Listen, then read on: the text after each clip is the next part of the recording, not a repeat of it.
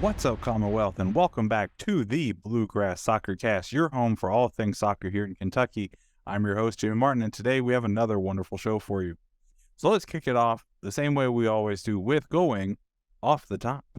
So this week I want to talk about a topic that I literally feel like I don't know enough about. I won't say I don't know nothing about it, because I have, a little bit of knowledge in doing research, but I don't have any firsthand experience in this. I think I've said it a couple of times before, but just to reiterate, I didn't play soccer. I played American football. I don't have any experience on being on a traveling team for basketball, because, for American football, that doesn't really exist. But I want to talk about today is youth soccer in America. And if you go back to last week's episode with Coach Goldberg, or you will enjoy that, with Sean Goldberg. Goldberg, like the old school wrestler. Let's put Goldberg up on the screen when I do that. If we go back to that conversation last week with Coach Sean, he mentioned that the system in England is much different than it is here in America. And you'll hear here in a little bit, our guest this week also kind of has a different approach and a different understanding of what the system could look like. But here in America, it is absolutely pay to play. That's it. Soccer is a sport that doesn't have a lot of opportunities for lower income families and can really be prohibitive, which it's not supposed to be that way. This is the world sport. This is a sport that people across the globe can play. Why is it so expensive here in America? I don't know. But so I kind of was able to break down the major cost of this into two categories. There's the family's cost, and then the other is team cost. So when you look at that family cost, there are three big areas that come to mind initially. One, travel. Traveling is not cheap, especially in this post-pandemic world that we're living in. Travel is really expensive because everybody's trying to travel. Everybody wants to go to Florida. Everybody wants to go to Disney. And if you're in Kentucky, everybody wants to go to the Smoky Mountains. Everybody wants to go to Nashville. Nobody really wants to go to Memphis. So, if you're looking for a cheap vacation, Memphis might be the great place to go. Sorry, Memphis. But travel cost is really expensive. And if you're already hurting for funds, that's really going to hamper your ability to send your kid to play at different tournaments throughout the country. The next big cost to families is soccer equipment. Soccer equipment is so expensive. Like, it is way more expensive than any other sport. Even hockey looks cheap in comparison. But you've got to think about the materials that most soccer cleats and products are made from are usually of a higher caliber, right? If you're getting a Nike, Adidas product, it's probably a really solid product that's going to last you for a little while. I know some players may only use them for a few matches or one season or something like that, but the material is designed to last longer. Next thing that makes it so expensive is the importation of some of those products. If you're getting a Messi or a Ronaldo product coming in, it wasn't made here in America. So you have to pay for that import cost, and that can be really expensive. And another reason that soccer equipment is so expensive is just branding. That's all it is. It's no different. The Walmart soccer cleat isn't that much better than the Adidas cleat, but you're paying for that branding because nobody wants to use that Walmart equipment. We all want the shiny new stuff, but if you compare the products and look at what you need as a player, you might surprise yourself that there's a way to save a little bit of money depending on what brand you're looking at. And the final area of cost that I want to talk about is time. So yes, it's not a physical cost of, exchanging of $1 for one product, but it does cost in time. Travel takes up a lot of time. I've heard stories of people who will go and it'll be 6 straight weeks in a row of tournament after tournament after tournament after tournament. And let's be honest, this isn't just a soccer thing. Volleyball does it as well. Basketball does this. I guess pretty much every sport but American football is the only one that doesn't really have this much of like a travel component. But time is also taken away with weekly practices, right? It can be very time consuming to have a player go to practice at 8, 9 o'clock at night till 10 or maybe even 11, depending on field availability in your town and that your club has. Like, It can be very, very time consuming. But let's shift a little bit. And let's talk about some of the team costs, right?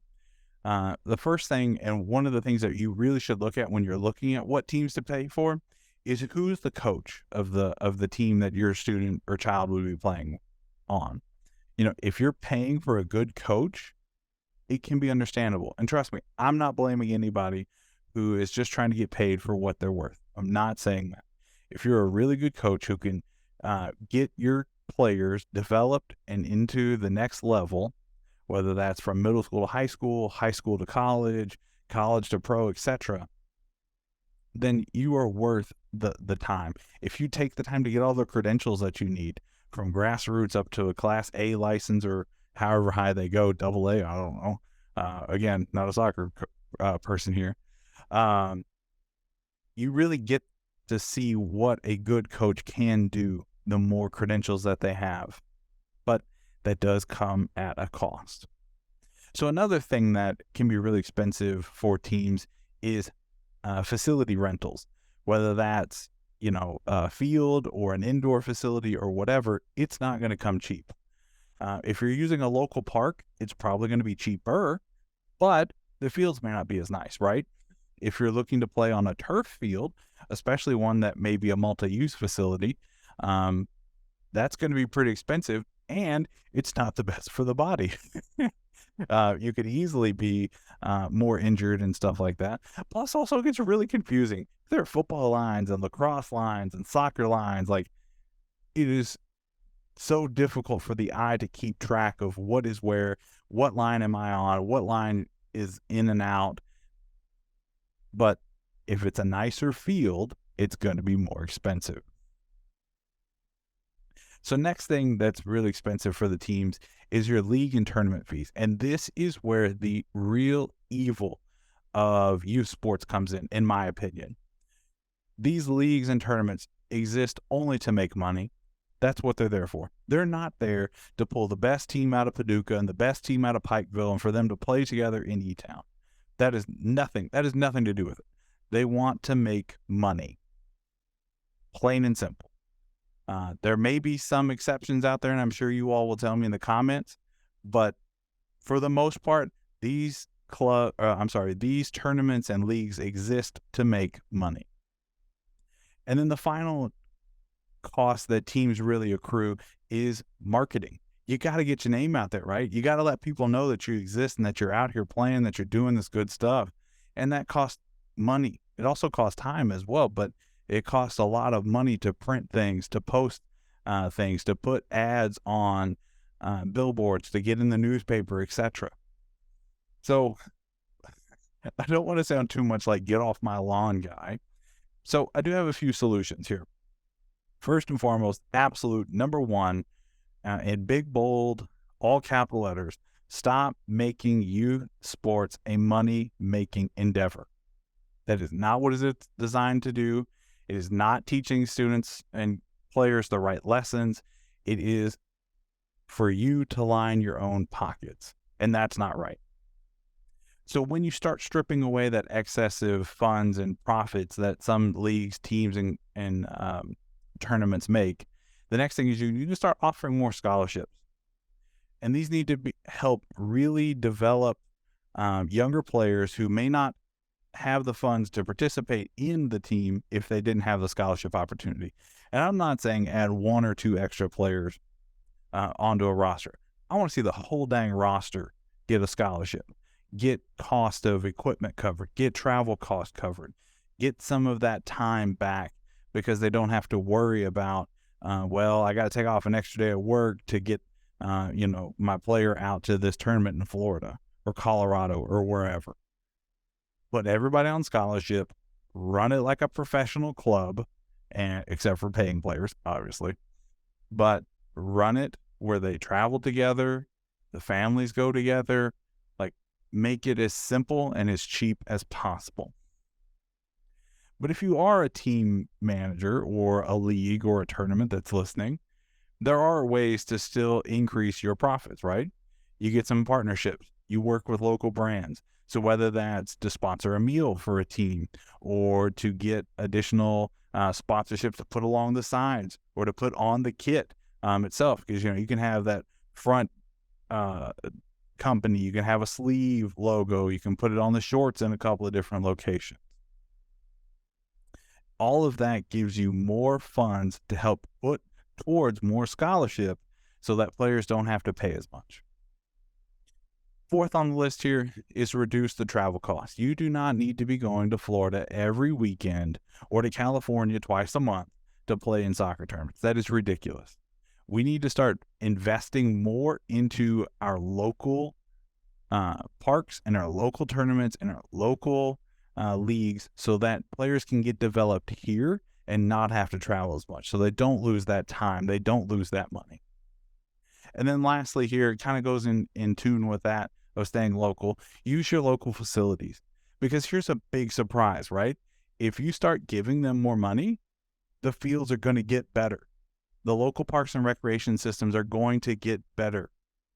So if you want to invest in your local community, that is a great way to start. But I've rambled on long enough about that.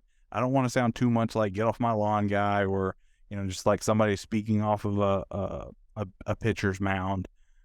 So with that, we'll transition. We'll go to the bottom line.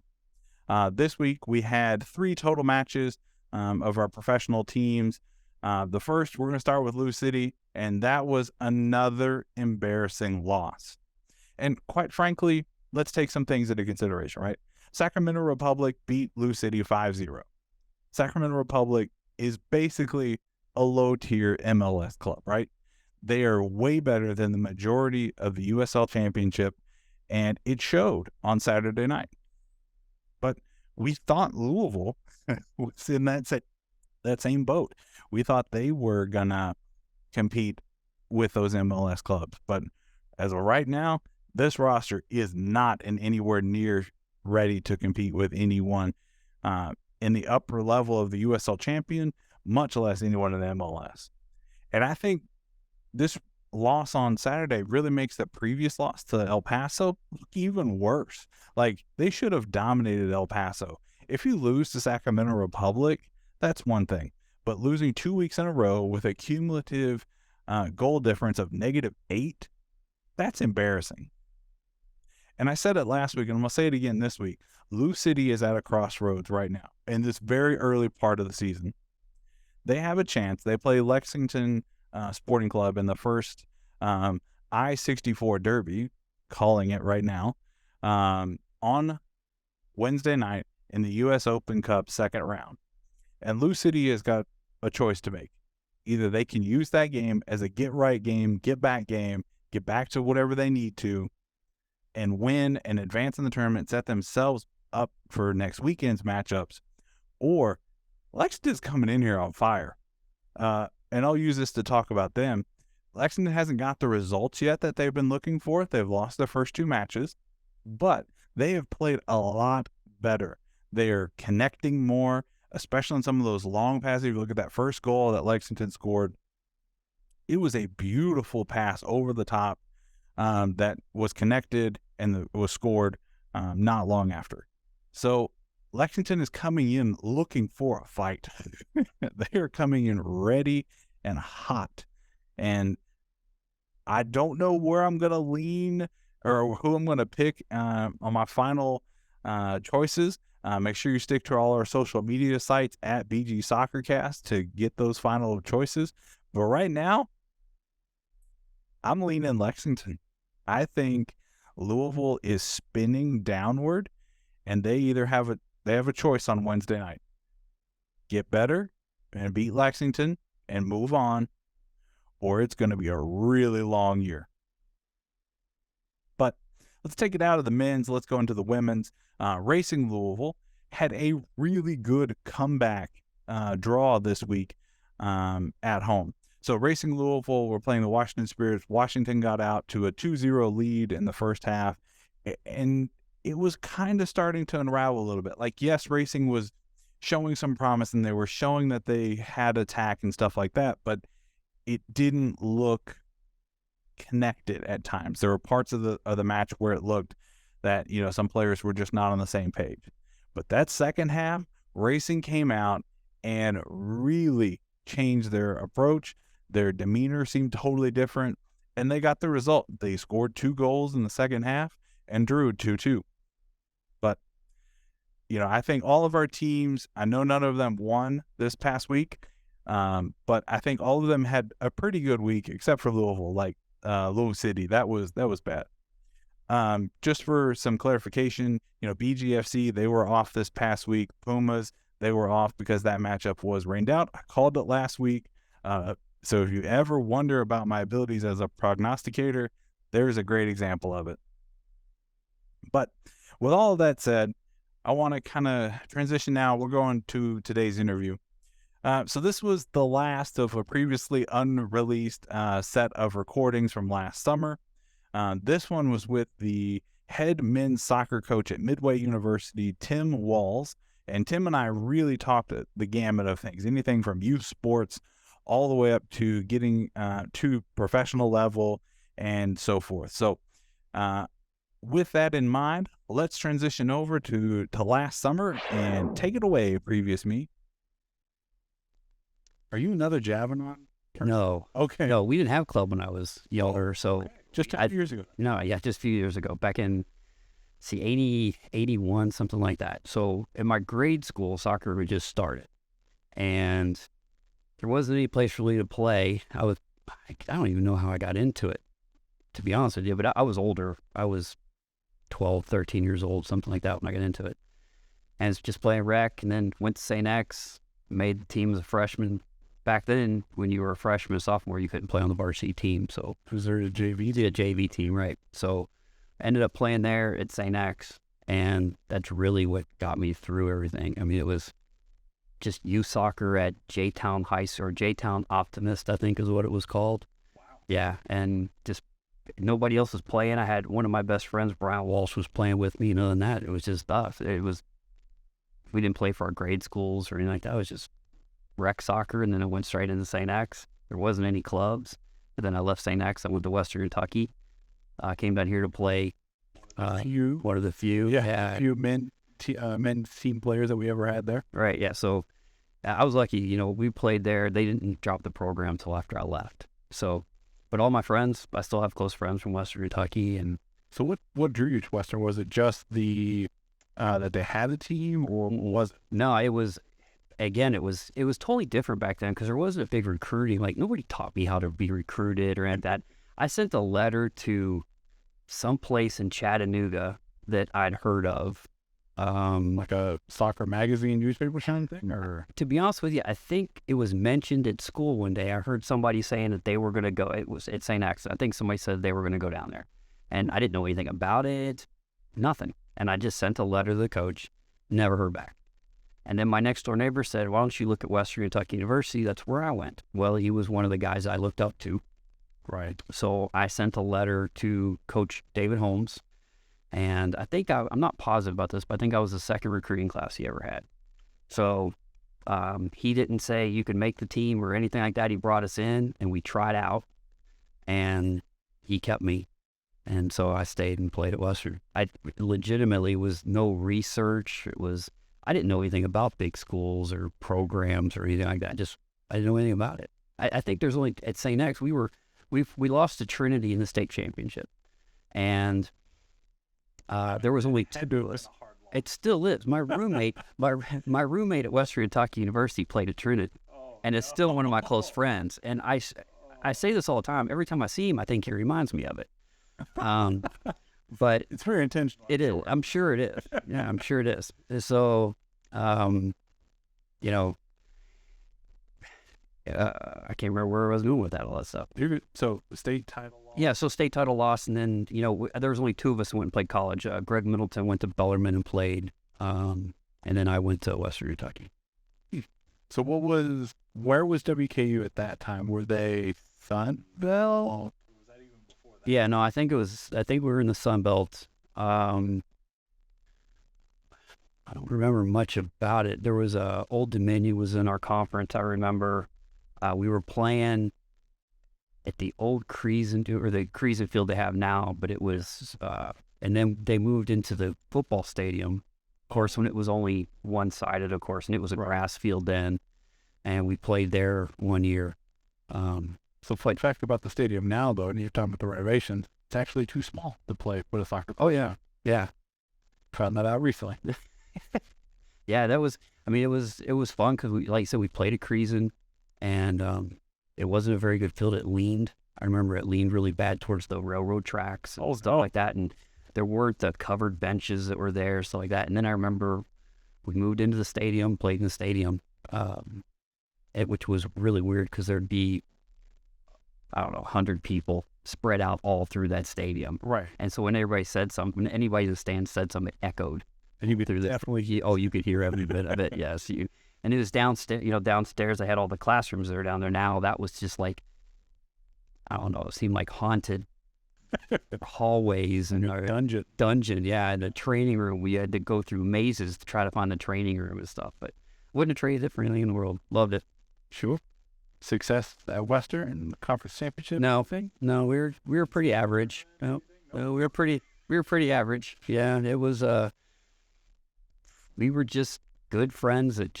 That was probably, when I look back now, what I try to do with my teams, I like the way our team camaraderie was at Western. Like we were all pretty good buddies. Like we were all pretty good friends, and just played. Right. You went out for the love of the game. Went out for the game. That's right. Yeah. And then I fell in love with Western. Because I'm very proud to be a Western Kentucky grad. Very, very proud. Big time Hilltop. It was big time Hilltopper. Yeah, I love everything about the school. Right. Well, as somebody who has seen the progress of the programs over the years, with it, the men's team being cut, what has been the impact on soccer in the state of Kentucky by Western losing a team, Murray never having one, Moorhead never having one, and stuff like that? I think it's really disappointing because there are a lot of really good male soccer players coming out of Kentucky. I mean, a lot of really good ones. And so what are their options? You can go to UK and go to U of L, small schools, and then Southern Indiana, since I think Cincinnati dropped their program. So I think so. I think like a year ago, I think they dropped their program up there. So, well, I don't know. I'm shaking my head at it, but now I'm thinking about it. If you're a top-tier player and you were looking at UC, well, maybe if you just go play for FC Cincinnati. Could. Yeah. Or academy or their second team or something. Right. Yeah, it's just difficult just because there's so many, I don't know, there's academies everywhere. You got Lou City now that's there. You got the FC Cincinnati, you got Nashville, the one coming up in Lexington now. So I'm glad because there's a lot of opportunities for the Mills to get places to play. But those are players. There's a lot of players out there who want to go and they want to play in college because they know they don't want to play any longer than that. They want the help to pay for their education. Right. They want to be a part of a team that's, when you play in college, it's totally different than playing for an academy. You're playing in front of teammates and classmates and, just it's a different type of atmosphere. And there's a lot of kids who want that. Right. That's right. And there's a lot of kids who just want that. And I think, when you're talking about just leaving, not going to college, you're going to play in the academy, and there's nothing wrong with that. I'm not insulting or anything like that. But there are, right now, there's a major focus on just the elite soccer players. Mm-hmm. And I think that's a major problem we have in the world right now. We're not insulting the kids who just want to go and play in college because they want to be a college soccer player. Right. But we are kind of saying you're not as important as everything else. And I think that's a major problem that's going on in youth sports right now. Well, and, we even see that here at BGFC. Coach Evan talked about this in his interview that we did on the podcast. There's teams for everyone. Right. At this point, if you are dead set, you want to be a professional player, there are clubs for it. You want to be casual, you just want to play with your friends, you're not really worried about getting that much better, you're not worried about winning championships, there are clubs for that.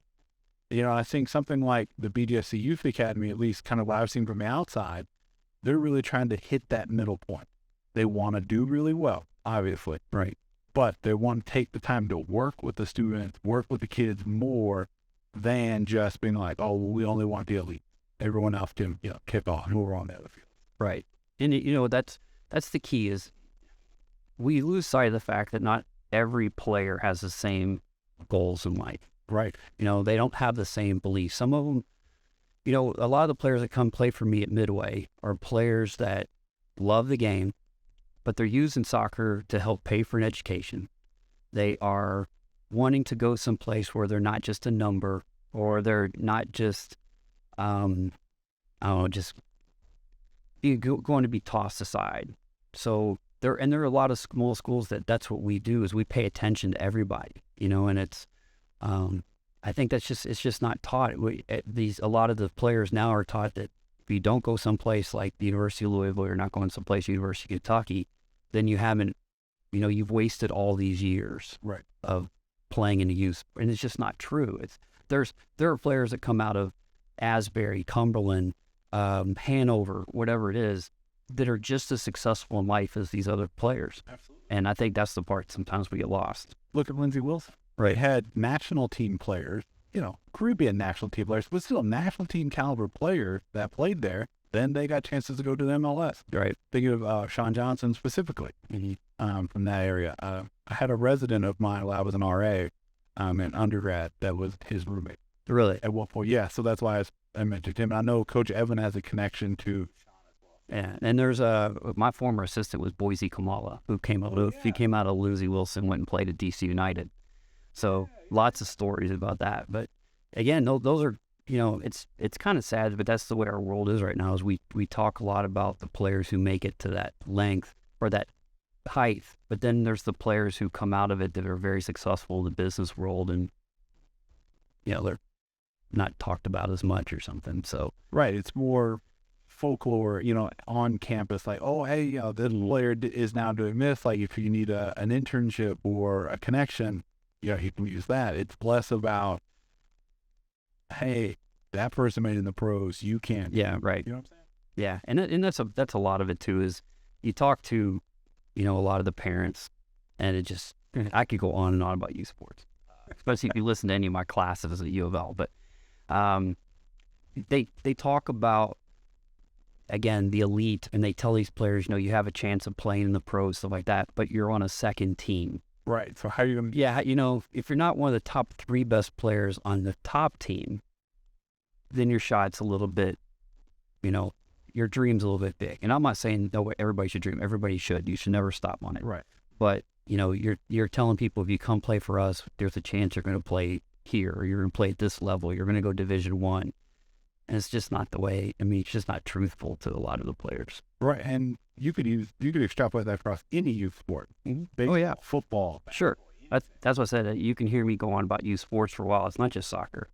You hear about it in volleyball. You hear about it in baseball and softball. And that's a really good example, just because I had no idea the culture, like the youth culture of volleyball.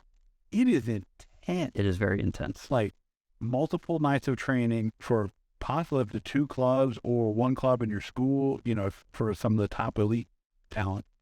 And then tournament every weekend. You know, where I used to live in Lexington.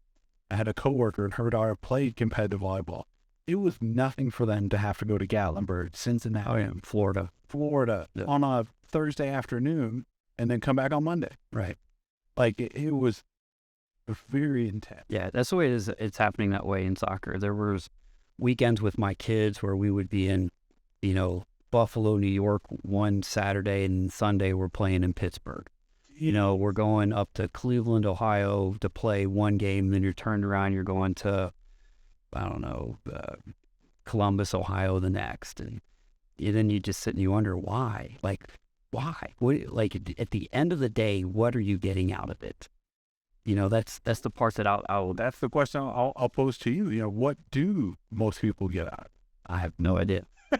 I really don't. Like, I say this all the time, because there are players that play at smaller clubs that don't do that much travel, and they end up with just the same scholarships as the other ones, as the kids who do all the travel. They graduate with college degrees just like everybody else. They go into the regular world, and they're just as successful as everybody else. And, you know, part of it is, you know, you're playing on the team, you're competitive, which is good. And that's the whole reason why you play sports, is you need to learn how to be competitive, because for the rest of our lives, we compete for things. Right. For the rest of our lives, we compete for things. So I truly believe there is good in it. I just don't think we teach kids why it's so important. Now, going back to your original question, why are we traveling all the way to Pittsburgh, Pennsylvania for one game and stuff like that? I don't know. I really don't. And as long as parents keep doing it, Right. and nothing's going to change. Nothing's going to change. You know, you could get I'm not going to say the same level of games or anything like that, but Cincinnati, Lexington, Nashville, you know, you're still getting the games. Right. You know, so I don't know. The repetition, you know, yeah, maybe some of the competition slightly less than if you went to a big national tournament in California. Right. Or something like that, but you're still getting better at those smaller tournaments. Right.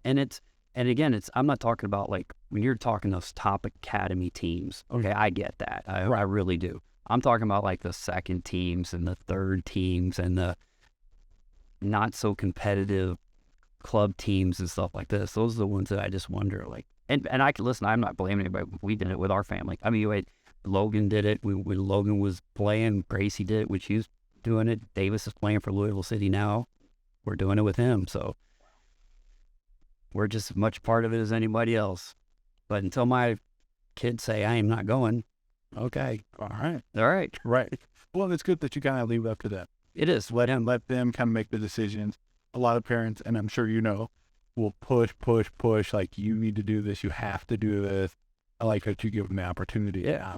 Yeah, we've kind of learned, 3 kids. We've kind of learned. That would be a heck of a teacher. The way we go into it with, you know, with Logan, you know, like I said, she just graduated from Western Kentucky University. Shout out to Logan. Yeah, shout out to Logan. Top of her class, master of her class, cum laude. You know, she graduated, and when she was going through it, man, we were going to Florida for this showcase, and we were going to, you know, Chicago, Illinois, stuff like that. Now Davis comes through, and he's like, hey, Tim, do you mind if I play volleyball? Sure, go ahead. You know, so he's gotten into high school volleyball a little bit and plays that. He still loves playing soccer. Right. You know, but I'm just glad because he's just a great kid. Yesterday was his 16th birthday. Shout out to Davis. Happy birthday. But, you know, he's just one of these kids like, you know what? I want to do this. Good. That's what you should do at this age. You know, you should get involved with a bunch of different things because that's how you figure out who you are. Right. You know, I talked to a parent yesterday. I'm off subject, you know. No, talked to a parent yesterday. there is no subject. You're all over. Like, I'll pull us back here a second. But okay. You know, I talked to a parent yesterday, and they were talking about how their son played basketball and wasn't very good at it. And then he tried volleyball and wasn't very good at it, and tried baseball, wasn't very good at it. But he always came back to soccer. And I was like, but that's not a bad thing. He tried everything else. Right. It's the kids who don't try things, and then they get to be recruited by me, and I write and I go, hey, you know, won't you come play for me? I don't know. I've been playing a long time. I think I just want to be in a fraternity. I think I just want to go play my guitar. Good for you. But you wonder, like, how many years did they waste focusing on one thing? Right. When, you know, especially like for music, if that was a passion that he kind of secretly had, you could have been Toby Keith. That's right. Or whoever. Yeah. And you think about it, that's okay. Really random.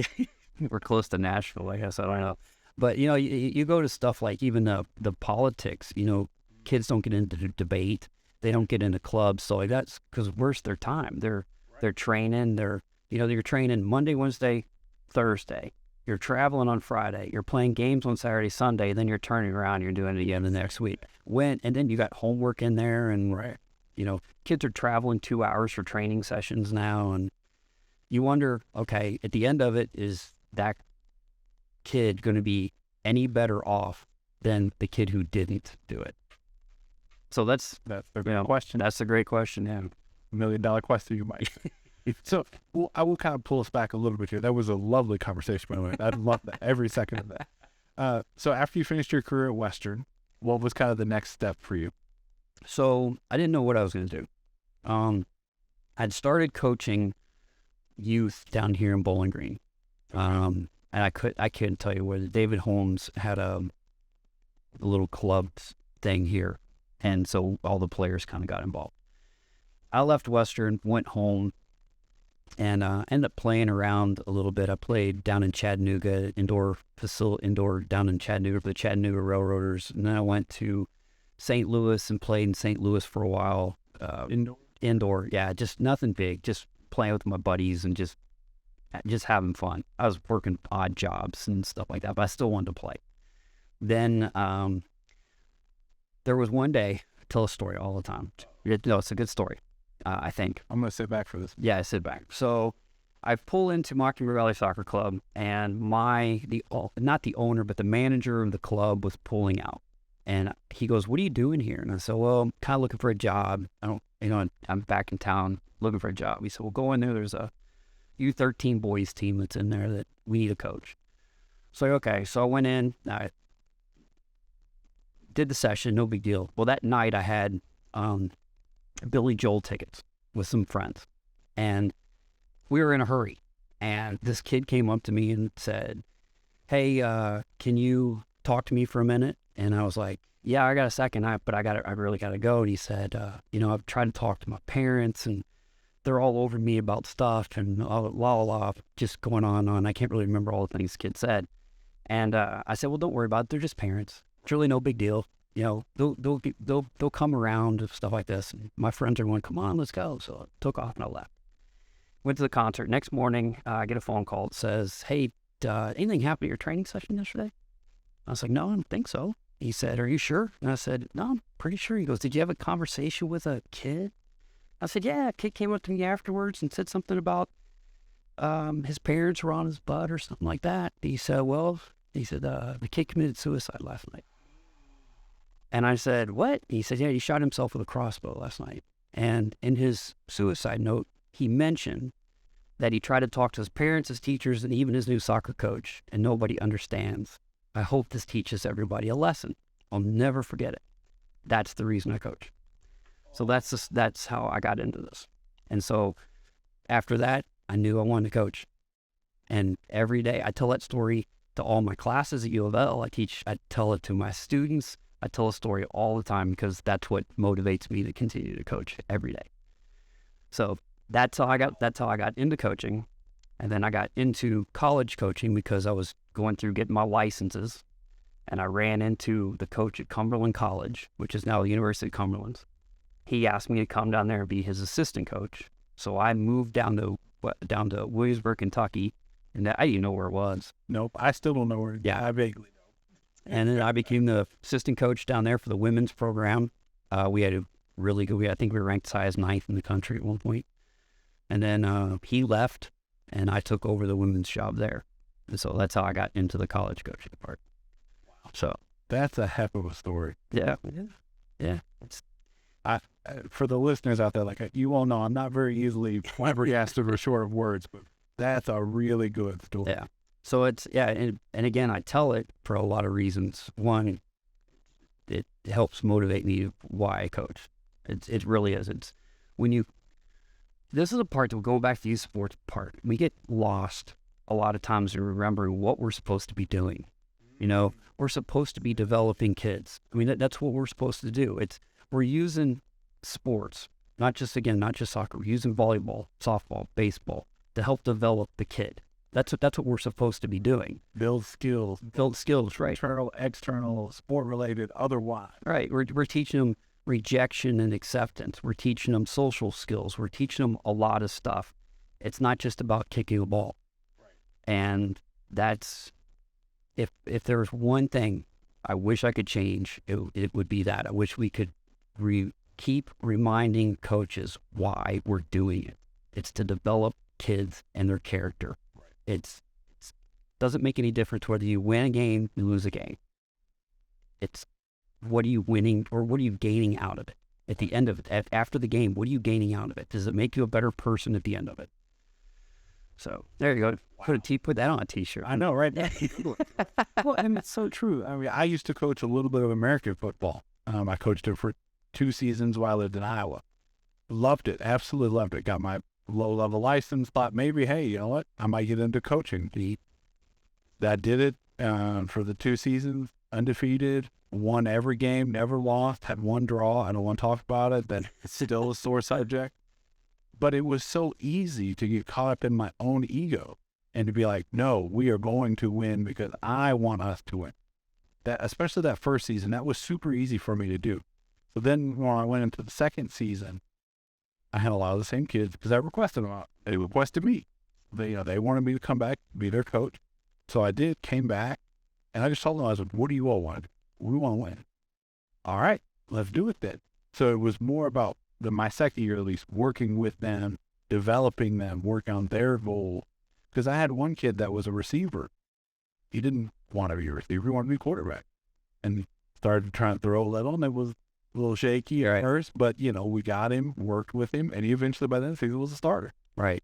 So, it's very easy for a coach to suck in and say, okay, now this is about me. This is my team. This is my show. This is my system.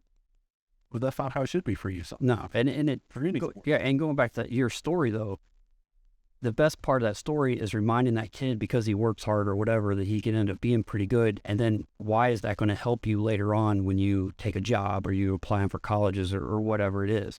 And that's where the message gets lost.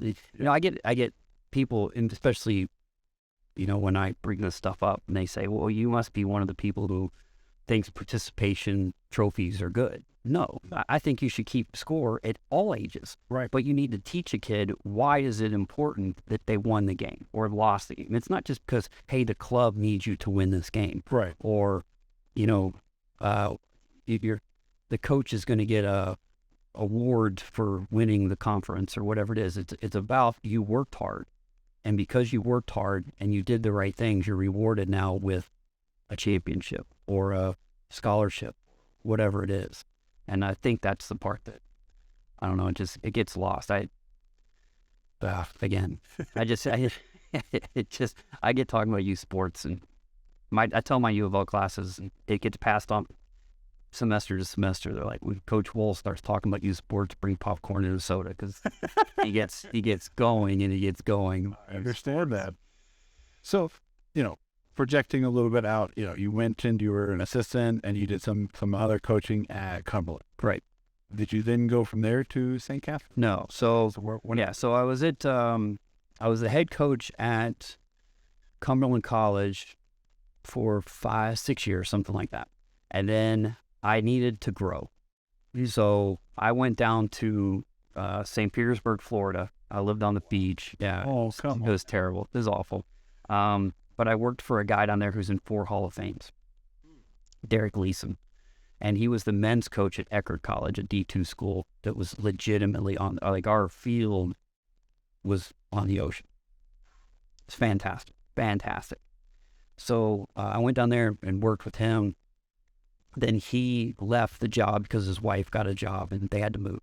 And then I left there and came home, and I was coaching the Louisville Lightning semi-pro indoor team.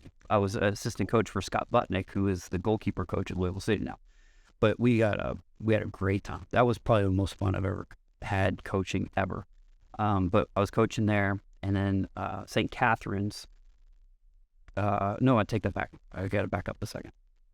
So I went to Coker College in South Carolina after Florida. I went to Coker College. I coached women there. That was a D2 school in South Carolina. I was there 2 years. Left there. My sister-in-law committed suicide on Tuesday, and then my best friend committed suicide the following Wednesday.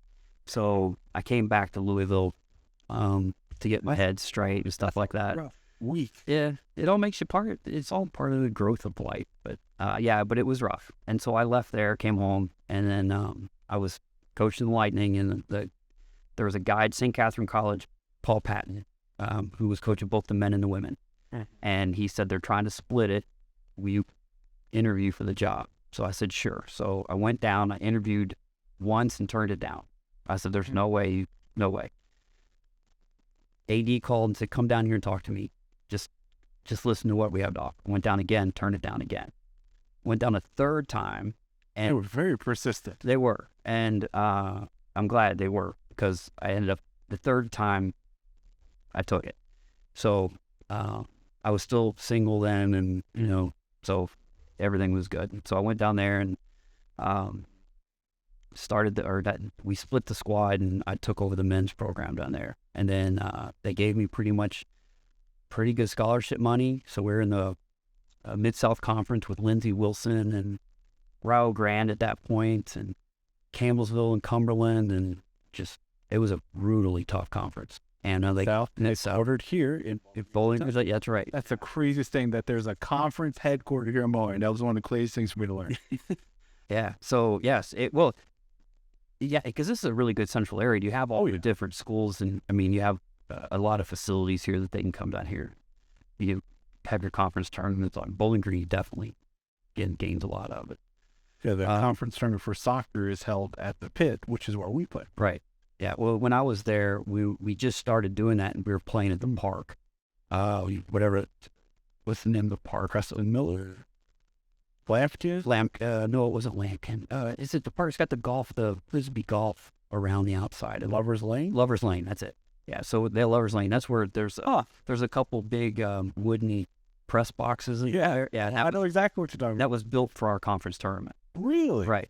So we would play, there was two fields right next to each other there, and one game would kick off on one field, we'd warm up on the other. When that field was done, this one would kick off. We would go back and forth. And yeah, so it was brutal, but I think we were 25th in the country. We lost in the finals to Lindsey Wilson, 2-1 on a world-class goal.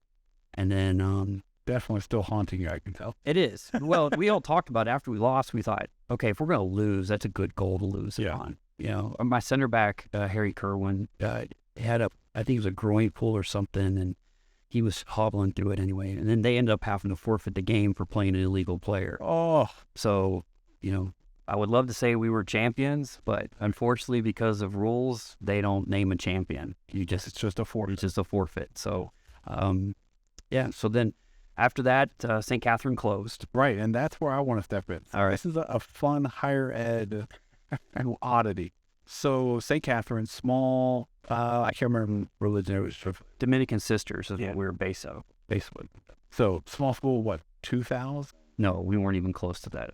Less than 1,000 maybe. Okay, so small school in what town? Springfield, Kentucky. Yeah. Right. It's outside of Barstow. Yeah, right. Illinois. Yeah, absolutely. Believe me, I drove it. Yes, I know exactly what. Yeah. If you drive by Maker's Mark every day? No, I drove by. Was it Maker's Mark? There was another one on the way down. Jim Beam. Oh yeah. Yeah. When you came off the interstate, Jim Beam plant was right there on your left. So St. Catherine, I used to work in University Housing. Okay. St. Catherine hosted our state conference.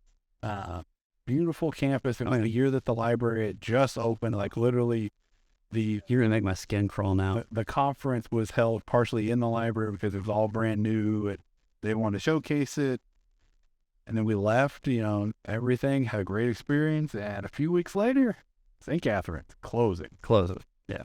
Immediately, because it was like middle of semester, right? No, it was the Monday after the students left. So, so students left on Friday, May, whatever it was, and that Monday, done. Yeah. So what happened from your perspective? Where did you go from there? All right, so the first thing is I rarely call it St. Catherine. I call it that other school. Okay. Because I can't even use it. It irritates me to death. Now, it was a tough place to work. The coaches were fantastic. There was a lot of very nice people there that work there. But you could see it struggling.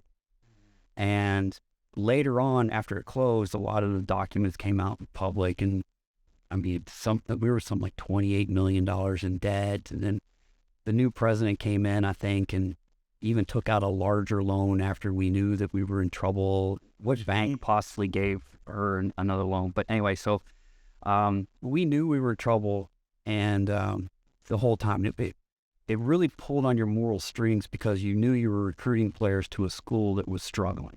Right. So, we built the huge library, which we didn't need. But it still was so impressive. It was an impressive library. Especially a school that size. Like you could drop that Moorhead, Murray, and it would fit in Campbellsville, it would fit in perfect. Yeah. The problem was it wasn't bringing students in. Right. Nobody's going to the school. Nobody's going to school just because of the library. That's right. We need a student center is what we needed. The baseball field was immaculate. The softball field was immaculate. My soccer field was immaculate. The tennis courts were immaculate. It was a pretty school. Like when you pulled up, the problem is we were, 25 or 30 minutes from Bardstown, which isn't exactly the hub of entertainment, But it can get you through. It could get you through. Yeah, Walmart. Yeah. So everything was kind of there, but the kids who were on campus were bored. Yeah. So the athletics were really good. We were competitive in almost everything. So, and then, like I said, we got a meeting. I think we got an email that said that we were going to have a staff meeting. University staff meeting, which we had at the end of every year. Yeah, it was common. Yeah, we had it every semester. At the end of every semester, it was kind of wrap things up. And I remember walking in, and we had like 124 employees on campus, and there was only like 30 people in there. Like, it just shows you nobody was really taking it very seriously. So we all just kind of sat there, and the president got up and said, I'm going to introduce you to the board of trustees, president, whatever. He got up and said, at noon today, we'll be making an announcement that the school's closing. And we all just kind of sat there for a minute. We looked at each other like, really? Like, what? Or what do you mean you're closing? And then I'll remember the president said, I'll take questions now. And a teacher raised his hand and said, well, will the students still be able to complete their summer school class? And I looked at our baseball coach and I went, that's the question he has? Like that's your first question? Is our school's closing? We are all unemployed. Right. We are totally unemployed. Right. You're asking if the students can take summer school classes? And then the questions started going, and you could tell they didn't have a plan. And they told us they were going to pay us for a certain amount of time. And the checks bounced. Certain checks bounced, and it didn't come close to being as long as they said. I got lucky. Midway University at that time was an all-girls school for 169 years. And they were in financial trouble like most small schools were. Right. The president... Still are, yeah. And the President Marsden made a decision to go co-ed. So he called, or somebody called our president and said, hey, will you go talk to the people in Midway? So it was me, Joe Kapinski, who was the men's basketball coach. At that time, it was just the two of us. Because they already had a soccer field, they already had a basketball court. It wasn't going to cost them any money to. Right. And they said, can you bring your players up and help us start a program here? And I said, sure. So I think we had like 30 days to get a team together. Baseball is different. And then baseball came in right after that. They brought our men's golf team too over, but they already had a coach in place. So, it wasn't like they had easy. Yeah, right. So I came in, I had 30 days. I talked most of my international players into coming, but after that, it was a struggle. Like it was hard to talk kids into coming. And my internationals, God bless them, they all had enough faith in me to, when they said, hey, coach, maybe I should look around. Like, feel free, go ahead, look around. I returned every phone call of every coach who called me and said, hey, can I talk to so-and-so? And I sat down and I called every coach back and I gave every kid a great recommendation. I said, yes, this kid can play. Yes, he's good. He's a good kid. He's got good grade point average, all this other stuff. And they still decided to follow me to Midway. Wow. Which was cool. So we came to Midway, 30 days, put a team together, didn't even have uniforms. I mean, we used my equipment, but we threw a kit together. I think we had 18 players and 6 of them didn't play club soccer or anything. Oof. And we ended up 3rd in the conference that first year. The second year, we ended up losing in PKs in the conference championship game, held at our place. So I think, and I may be wrong about this, but I think we're the only team in Midway history to host a conference championship game. So we were one penalty kick away from the national tournament. So we'll use that to kind of pivot. Midway been around for a very long time, right? 175 years. I'm assuming most of that is all at the NAIA level. No, we were JUCO. But JUCO, okay. Right. I think when the women were there, I think they started as a JUCO school. Okay. Then after that, I have no idea. We went right into the River States Conference, which I think it was called the River States Conference. It was called the Kayak or something. Kentucky Intercollegiate Conference? Yeah, I think so. Nail that? I think you may have. Let's go. Yeah. Yeah, but I can't remember if it was right before I started or what, but yeah, somewhere in here I knew that they changed the names of River States. Sure. So it's us and Brescia. Asbury was in there until this year. They went to D3. Point Park and Carlo up in Pittsburgh.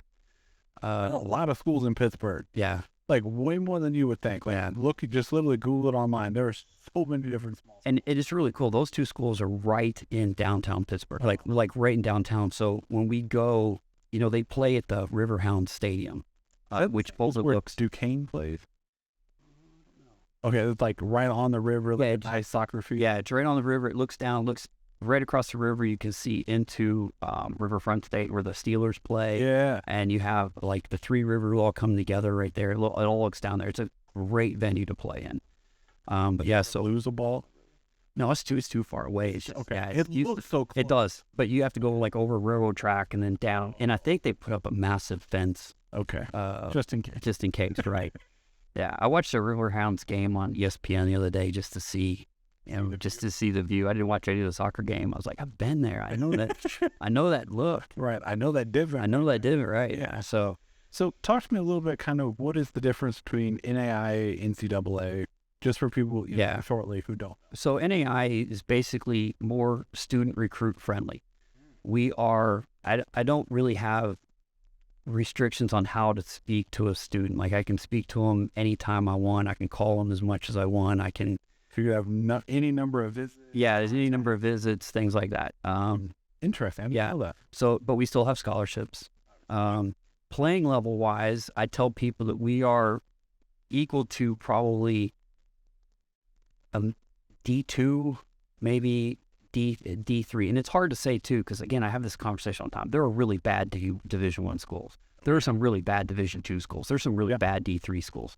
But if somebody asks me what's the level like, I usually say we would compete with the mid-level D2s in some case. Then you got the Lindsey Wilsons, the Rio Grandes, the Northeast Ohio, all those guys that can compete with a lot of D1 schools. So it is all over the place. But that's basically the differences. We are, I think we just posted online a few minutes ago, but Midway was named a Gold Star Champions of Character Award winner, and we're only one of like 6 schools, so which means that we follow the 5 core values of the NAI. So what they really do is they talk about character a lot with the NAI. They talk about not just becoming a good athlete, but servant leadership and integrity, responsibility, and stuff like that. So that's really cool. Neat. Yeah.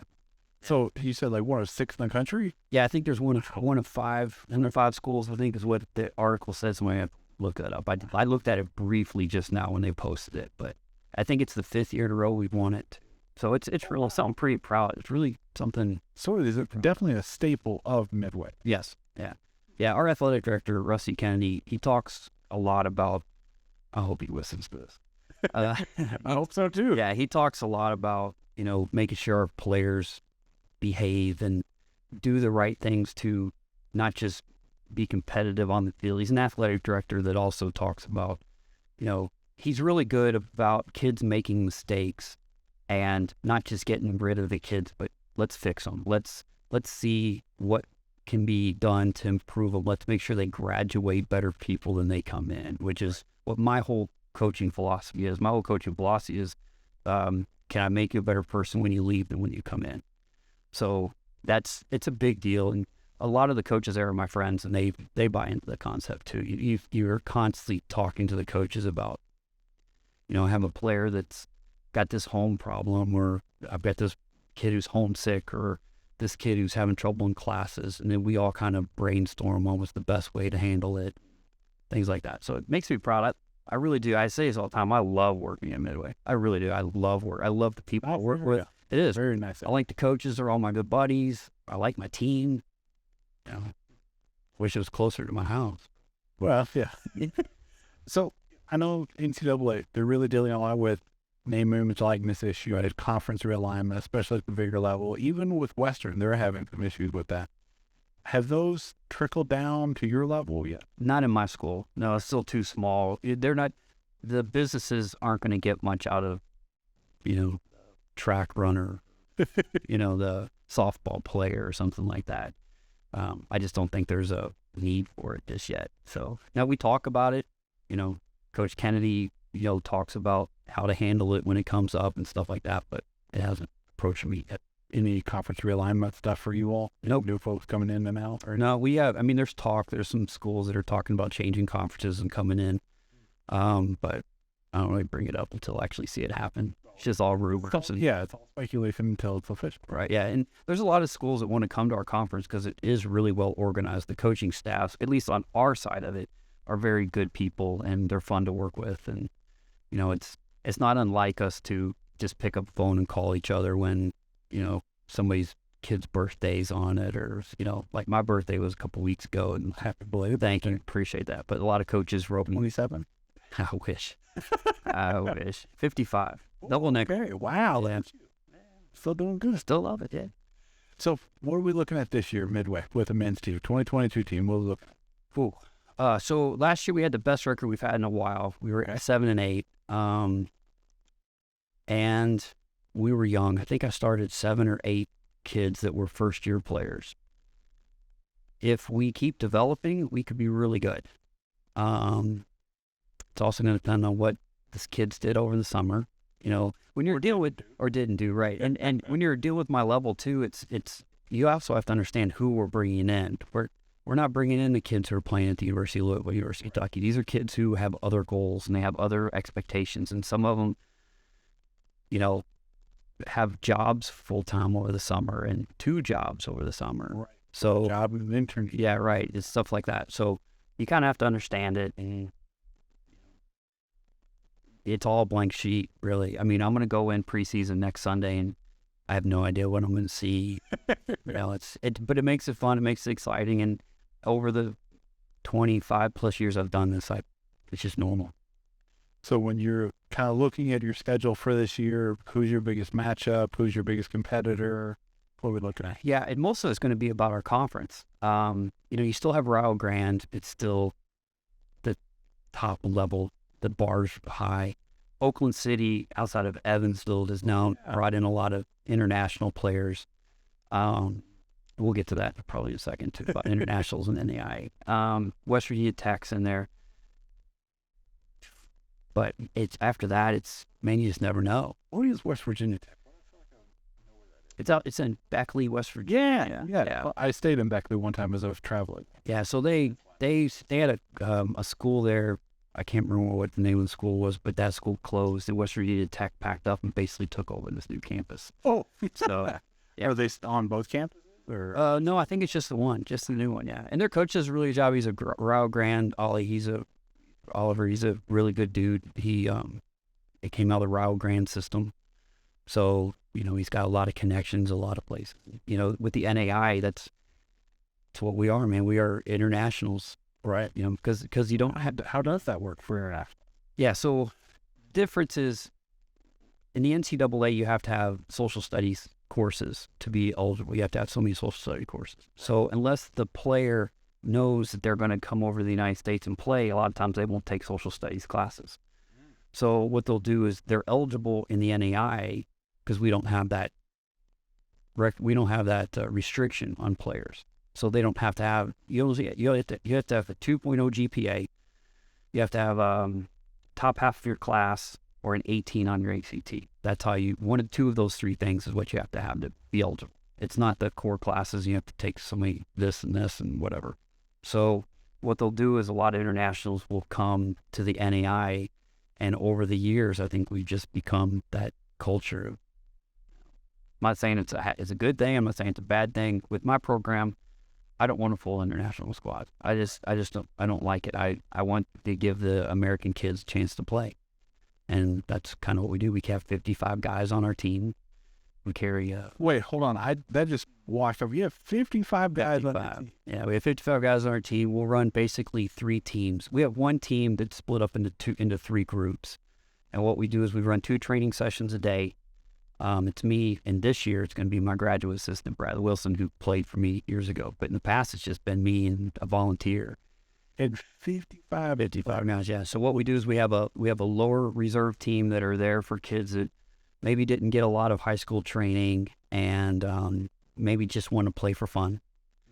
If you guys like an elevated intramural team. Yeah, basically, yeah. They still get the same equipment. They get treated the same way. We got a middle team. Those are kids that are usually, they will at some point, we hope will play on our first team. Okay. But they need a little bit of playing time.